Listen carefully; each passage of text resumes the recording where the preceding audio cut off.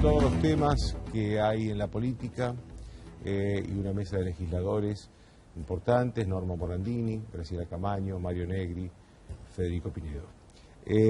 No digo los partidos porque ya son todos conocidos, todos saben a qué partidos corresponde cada uno. La primera pregunta que les quiero hacer es esto que estábamos para continuar con un poco con el bloque anterior, y es ¿qué opinión tienen ustedes sobre esta destitución del presidente del Banco Central? Un hombre que había tenido, creo, la aprobación del Senado casi por unanimidad y que tenía mandato hasta el día 2019. ¿No? La primera opinión, después voy a hablar de todo el Código Civil y todo lo demás, pero esa es una primera opinión que le quería pedir a ustedes. Yo creo que la Presidente, en la reunión de la vez pasada, que fue tan comentada, lo que hizo es, de alguna manera, ventilar la interna del gobierno. Y más allá de que... En el discurso. En todo su discurso, su presentación, etcétera. Tratando de cobrar la centralidad a toda costa.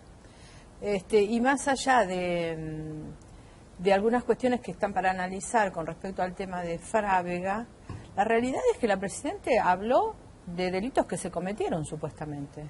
A mí me llama la atención porque hacía poco tiempo teníamos al jefe de gabinete diciéndonos que esas operaciones eran las operaciones permitidas. Y me gustaría saber si ella formalizó la denuncia, porque como funcionaria pública, si realmente hubo un manejo del dólar de la manera en que lo hicieron desde el Banco Central, imagino que debe haber formalizado algún tipo de denuncia, ¿no?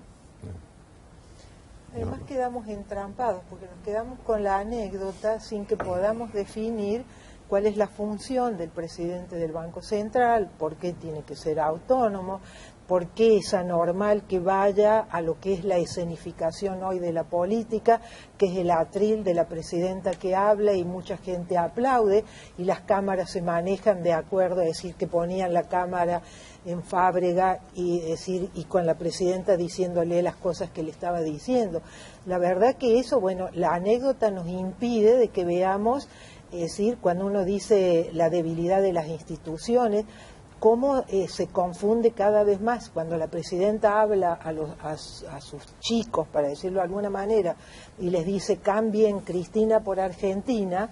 Ya nos damos cuenta el grado de megalomanía en la que estamos viviendo, donde analizamos como centralidad de la política, no, es decir, no hay institucionalidad, y entonces en ese sentido yo creo que hay que analizar que no puede ser que el presidente del Banco Central, cuál es su función, tenga que tener semejante dependencia del poder político, ¿no?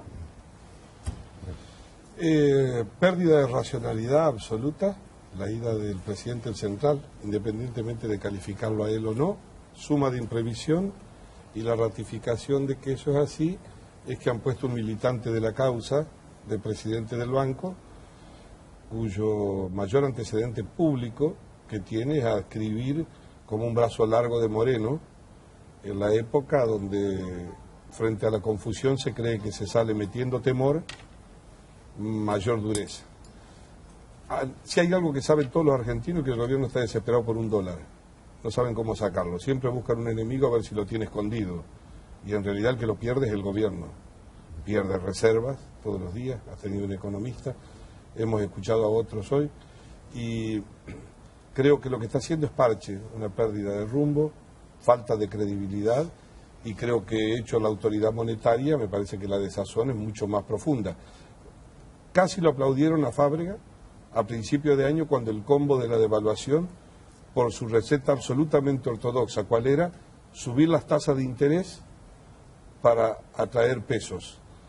Y estamos casi en la misma situación. Y ahora lo echan por hacer eso. Lo echan por hacer eso, pero además de eso, el jefe de gabinete, como comentábamos antes de comenzar, ha dicho hoy, para ignorancia de los argentinos, que la medida ha sido para fomentar el ahorro de los argentinos. Es decir, yo creo que cuando vuelve a la casa esta noche Capitaní se mira en el espejo y a lo mejor dice, bromea a alguien de los que me escucharon.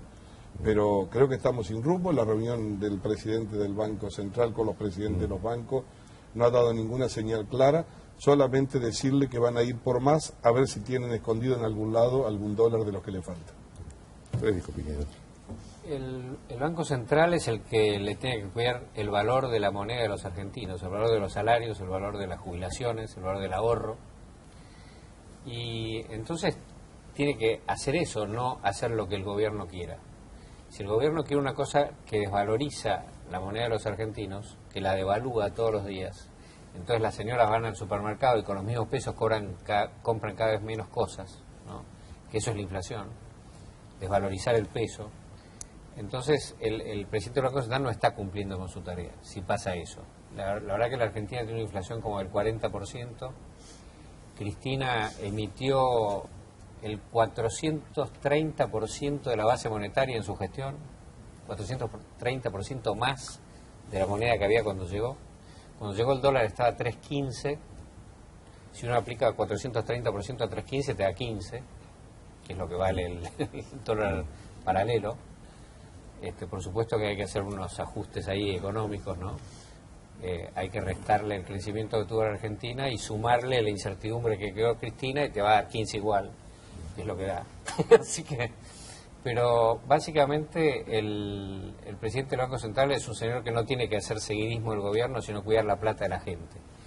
Y lamentablemente Fábrega parecía que estaba tratando de cuidar la plata de la gente, este señor parece que está tratando de garrapiñar dólares como pueda y de hacer lo que le pida al gobierno. Pero de todos modos me parece que el quiebre se dio cuando se modificó la Carta Orgánica. Claro, sí. Cuando se tergiversó todo el sentido de lo que era cuidar la moneda y que exista una política cambiaria en el Banco Central y que todo lo productivo, para eso estaba el Banco Nación, los bancos provinciales, etcétera. Me parece que de alguna manera ya ahí teníamos una clave de qué era lo que iba a pasar. Después tenemos funcionarios más genuflexos, menos genuflexos, pero en definitiva el caos que tenemos está vinculado absolutamente a esa medida. Absolutamente a esa medida. Está vinculado a que el gobierno ha tomado todas las cajas, todo lo que tiene dinero, absolutamente todo. El Banco Central es uno de las instituciones que tiene el dinero público, pero como tomaron eso, también tomaron el dinero de las obras sociales, tomaron el dinero del PAMI, tomaron el dinero del presupuesto de la manera en que usted lo pueda visualizar, ¿no es cierto? Así y la explicación está contaminada porque lo que se supone si hay una crisis, lo que se espera de los gobernantes, de la presidenta, es que dé certeza, que dé protección, que la gente no se sienta desamparada. Tenemos un debate político cada vez más devaluado porque opinamos sobre lo que opina el otro, lo que dice el jefe de gabinete, lo que dice la presidenta, analizamos, desmenuzamos lo que dice, pero no sabemos lo que se hace, porque se ha cerrado de nuevo la información, porque nos llegan leyes que ya vienen con cláusulas secretas, que eso es antidemocrático hasta por definición. La democracia es decir, si somos iguales ante la ley, si la información es una garantía ciudadana, la información tiene que estar a disposición de la ciudadanía y además siempre este apelo no a la responsabilidad, a la extorsión. Entonces pagamos impuestos no por responsabilidad ciudadana, sino por extorsión.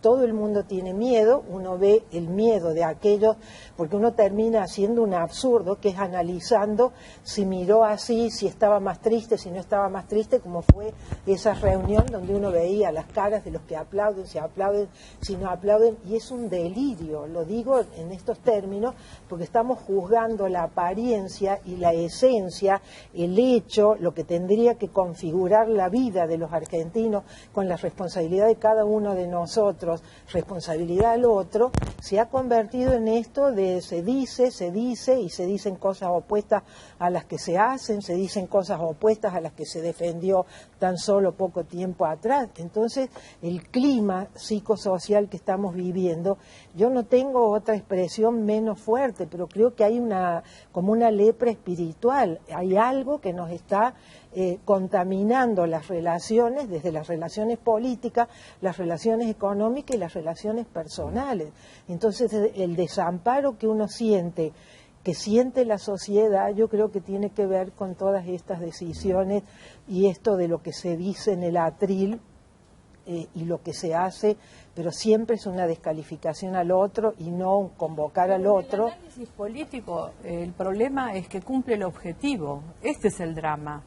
Porque vos fíjate que cuando salen a tomar la centralidad no les importa nada, no les importó Frávega, no le importa el Banco Central, no les importa el Código Civil, que es el tema por el cual hemos sido convocados. O sea, nuestra habilidad nada es que interesa, saquemos esa lo único que centralidad. interesa es la centralidad de la apuesta política y la puesta en escena de la señora Presidenta, ni siquiera de sus propios candidatos. Nosotros tenemos que fortalecer eso, porque se ha deliberado, perdón. No, querida, por favor.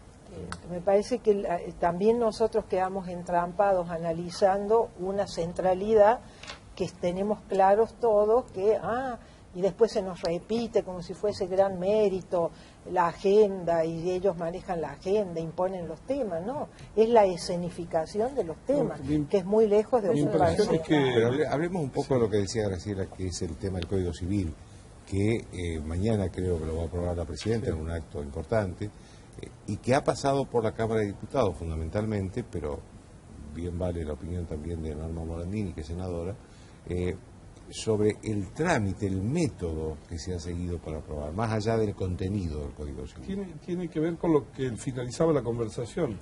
El gobierno cree que se puede aprobar la ley más importante de los últimos 100 años, quizás, de un código de fondo, y que para eso se puede ir por la ilegalidad, cuando en realidad podría haberlo hecho de la manera que corresponde.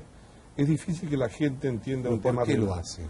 Yo creo que ellos le llaman iniciativa política y en realidad lo que tiene en el medio de una enorme confusión, tiran mandobles al aire, pero ponen en el mismo valor un proyecto de declaración por el beneplácito de los discursos de Cristina con la reforma del Código Civil.